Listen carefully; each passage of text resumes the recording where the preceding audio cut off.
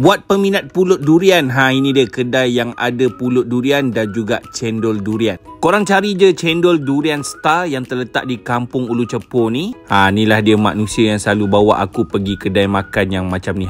Korang datanglah musim durian ke, tak ada musim durian ke, dia tetap ada durian dia. Ajaib kan? Tak tahulah macam mana kan. Tapi kalau korang nak makan cendol durian pun ada, nak makan cendol biasa pun ada. Jadi inilah pot dia yang terletak dekat Meru Perak. Ni yang aku malas bila balik Perak ni Mamat ni. Dia memang akan bawa aku kedai-kedai macam ni lah. Tapi aku ni orang yang jenis pantang, kalau tengok ada pulut durian, aku akan order pulut durian. Dia punya pulut dia memang sedap So ni dia pulut durian dekat Ulu Cepu. Nak makan cendol durian pun boleh. Korang tahu tak, kat sini dia kedai dia yang setiap masa ada durian. Tak tahulah.